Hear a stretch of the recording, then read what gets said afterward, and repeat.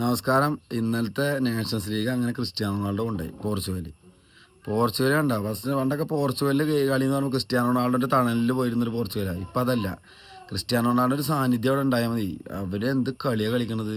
Spain ഒട്ടും മോശക്കാരല്ല. Final പറഞ്ഞാൽ ശരിക്കുള്ള ഫൈനൽ എന്തായിരുന്നു? നമ്മളിപ്പോൾ ചാമ്പ്യൻസ് ലീഗ് ഫൈനൽ കണ്ടാണ് അതുപോലത്തെ ഫൈനൽ. കാരണം തുല്യ ശക്തി. ഞാൻ ഇന്നലത്തെ വീഡിയോയിൽ പറഞ്ഞു ആരാണ് വിജയിക്കാൻ നമുക്ക് പ്രെഡിക്റ്റ് ചെയ്യുക. അങ്ങനത്തെ മാച്ചിന് തുല്യ ശക്തിയുള്ള പോരാട്ടം. രണ്ട് കൂട്ടരും നന്നായി കളിച്ചു. അതിൽ പോർച്ചുഗൽ എന്താ പറയുക, പോർച്ചുഗലിന് ഒരു എഡ്ജ് കിട്ടി. പെനാൽറ്റിയിൽ അവർ ജയിച്ചു. സെക്കൻഡ് ഹാഫൊക്കെ പോർച്ചുഗൽ നന്നായി കളിച്ചു. പിന്നെ നിങ്ങൾ രണ്ട് ടീമത്തെയും പ്ലേയേഴ്സിനെ നോക്കി നോക്കും. ഒരു രക്ഷയില്ലാത്ത പ്ലേയേഴ്സാണ് കളിച്ചുകൊണ്ടിരിക്കുന്നത്. പിന്നെ ന്യൂനോ മെൻഡസ് എന്താ പ്ലെയർ.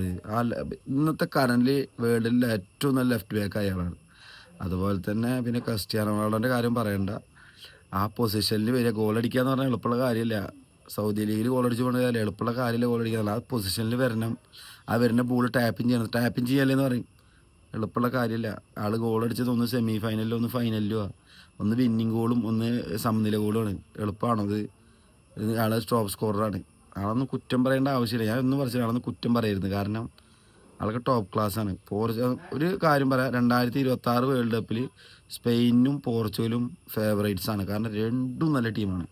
എന്തായാലും മാച്ച് മുതലായി. എന്തായാലും Cristiano Ronaldo congrats Portugal. Thank you very much.